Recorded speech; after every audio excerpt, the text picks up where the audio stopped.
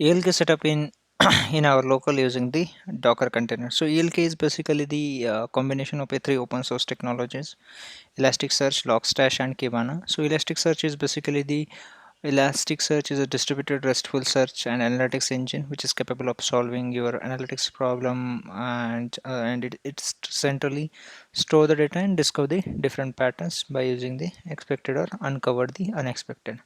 So this is the short description of the Elasticsearch. Similarly, we have the Logstash.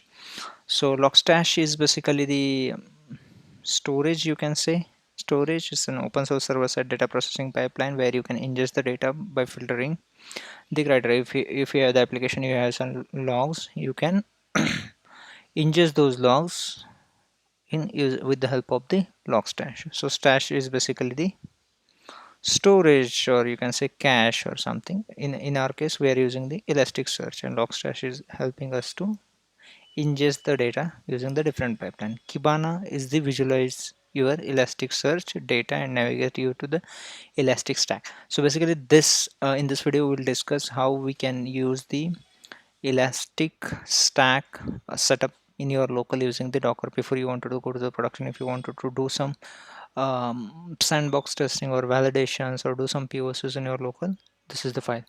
So basically, Elastic Stack is not available over the Docker Hub. All the images are available in Elastic Docker registry. So that path already I provided in the description. You can go through it.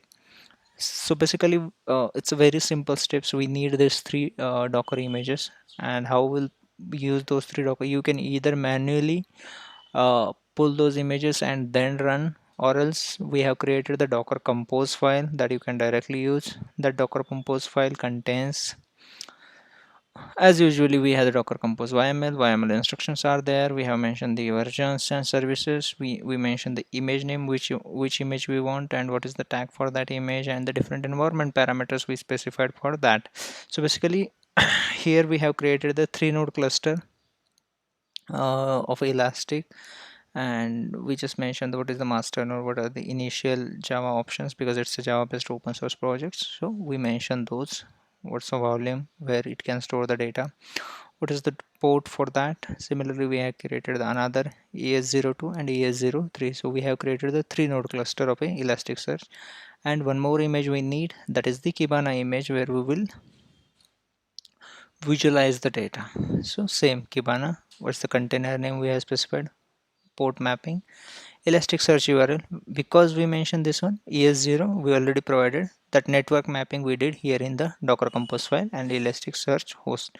So these are the ES01, ES02, and ES03. These are the 3 nodes, and this is network we call as Elastic one, and 3 different volumes. That is the local one we mentioned, and network, and we mentioned the network bridge driver as a bridge.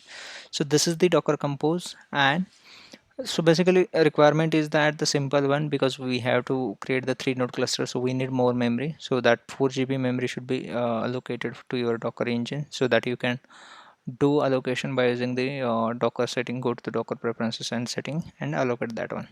To run the Docker Compose, you have to run this command, Docker Compose. So to save the time, I already pulled the images, and those images are already available in my local. If you look, so 2 images available, one is the Kibana and another one is the Elasticsearch with the tag, because image size is bit huge, it's in JPEG.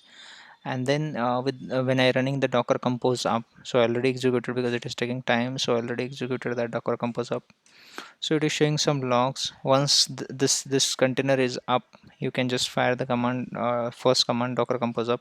Once that is done, then it will show some logs, and it will show logs like this for each container, how it is generating the network and everything. And once this is up, we can do the validation by firing the curl command. Okay, so you can fire the curl command in the different terminal like this. So it will show three node cluster is created, RAM percentages, CPU percentages, everything it's allocated, and it is mentioning the node role as well. So one is the master node and two other the slave nodes. So this is the 3-node cluster. So once this cluster is up, we can access the Kibana as well by hitting the localhost 5601. So 5601 and 9200, the port mapping is already we did here in our Docker Compose file.